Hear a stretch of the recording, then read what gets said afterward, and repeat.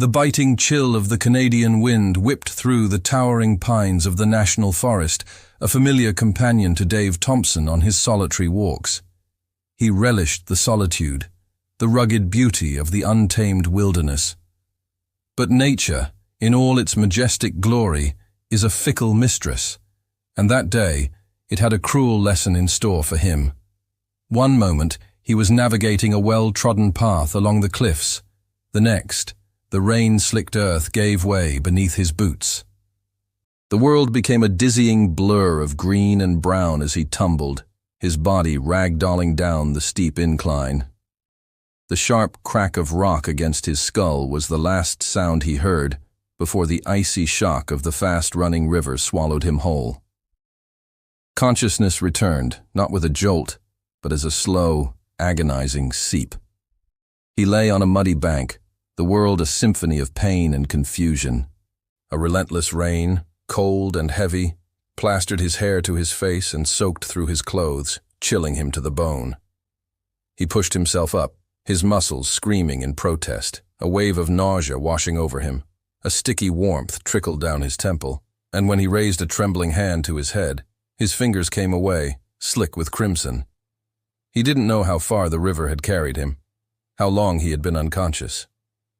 All he knew was the throbbing in his skull, the cold that was seeping into his very marrow, and the primal, terrifying realization that he was utterly lost.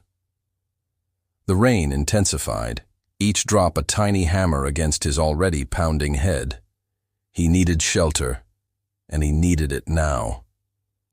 His vision swam, the dense forest blurring into a disorienting kaleidoscope of greens and grays. Panic, cold and sharp, began to prickle at the edges of his mind. He had to get out of the downpour, had to stop the bleeding. He scanned the unforgiving landscape, his desperate eyes searching for any reprieve. Then, through the curtain of rain, he saw it. A dark slash in the rock face, the gaping maw of a cave. He stumbled towards it, his legs unsteady, his heart a frantic drum against his ribs. He paused at the entrance, a new wave of fear washing over him. A cave offered shelter, but what else might it harbor? The damp, earthy smell was tinged with something else, something wild. He imagined the hulking shadow of a bear, disturbed from its slumber, or the glint of yellow eyes belonging to a wolf pack seeking refuge from the storm. The thought sent a fresh jolt of adrenaline through him, but then a searing pain shot through his head, so intense it brought him to his knees. The dizziness returned, black spots dancing in his vision. He had no choice. The bleeding had to be stopped. Staying out here, exposed and wounded, was a death sentence. The scent of his own blood was a beacon in the wilderness, an open invitation to every predator for miles around. He might pass out from blood loss long before hypothermia claimed him, or worse, become a meal for the very creatures he feared were lurking in the dark. Taking a deep, ragged breath, he pushed aside his fear and cautiously stepped into the shadows of the cave. The darkness within was absolute, a stark contrast to the gray light of the storm outside. The air was cool and still, heavy with the scent of damp earth and stone. He stood just inside the entrance, his ears straining for any sound, any hint of movement. Silence. The cave appeared to be empty, a wave of profound relief so powerful it almost buckled his knees washed over him. He was safe, for now. His survival instincts, honed by years of trekking, kicked in. First, fire. He needed warmth to fight off the encroaching hypothermia, and light to hold the oppressive darkness at bay. Just inside the entrance, sheltered from the rain, was a small pile of dry branches and twigs, a gift from the forest. He fumbled in his backpack, his fingers numb and clumsy, finally retrieving the small, worn novel he brought along, and his trusty flint and steel.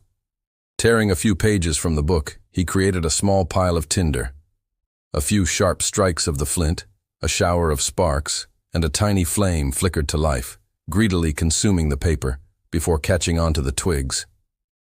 He carefully added larger branches, nursing the fledgling fire until it grew into a steady, comforting blaze. Its warm light pushed back the shadows and painted flickering orange patterns on the cave walls. Now that he had heat, he could attend to his wound. He shucked off his sopping wet clothes, shivering uncontrollably as the cool air hit his skin, and laid them as close to the fire as he dared. He rummaged through his backpack again, his heart sinking as he pulled out his small, battered first aid kit. He cleaned the gash on his head as best he could with an antiseptic wipe, hissing as the sterile cloth made contact with the raw flesh. The bleeding had slowed, but hadn't stopped completely. He pressed a gauze pad firmly against the wound and secured it with a roll of bandage, wrapping it tightly around his head. The pressure was painful, but necessary. Finally, his immediate needs met. He huddled by the fire, wrapping himself in his emergency space blanket, its crinkling a small, reassuring sound in the vast silence. The warmth of the flames began to seep into his chilled body, a blissful, life-giving heat. Exhaustion, heavy and absolute, descended upon him. He lay down on the hard, rocky floor, the firelight dancing on his closed eyelids, and surrendered to the encroaching darkness of sleep. He awoke with a start, his body stiff and aching. The cave was plunged into near-total darkness, the fire having dwindled to a pile of glowing embers. A deep, primal fear gripped him. He was alone in the dark, the protective circle of light gone. Outside, the world was a black void, the rain having finally ceased, replaced by an unnerving stillness. He scrambled to his feet, a wave of dizziness so intense it almost sent him sprawling. He clung to the cave wall for a moment, waiting for the world to stop spinning. He needed more wood. The fire was his lifeline, his only shield against the cold and whatever lurked in the night. Pushing through the dizzy spell, he staggered towards the entrance, his hands searching in the gloom for the pile of wood he'd seen earlier. He gathered an armful of branches and stumbled back to the dying embers, carefully adding the fuel until the flames once again licked upwards, casting their warm, comforting glow around the small cavern. He sat back down, his body trembling, not entirely from the cold. Was the dizziness from the head wound a sign of a concussion? Or was it the gnawing emptiness in his stomach? He tried to remember the last time he'd eaten. It must have been over 15 hours ago. He reached into his backpack, his fingers searching for the 2 wheat bars he knew he had packed. He found one. Only one. A cold dread settled in his stomach. He had no idea how long he would be out here, how long this single bar would have to last him. He unwrapped it slowly, the crinkling of the plastic wrapper deafeningly loud in the quiet cave. He took a small bite, chewing slowly, savoring the bland, grainy texture. It wasn't much, but it was something. As he was about to take another bite, a sound from outside froze him mid-chew. A rustle in the bushes just beyond the mouth of the cave. It wasn't the wind. It was deliberate, stealthy. He strained his eyes, peering into the inky blackness beyond the firelight. He held his breath, every muscle tensed, listening. Silence. Then, another rustle, closer this time. Something was out there, and it was moving towards him,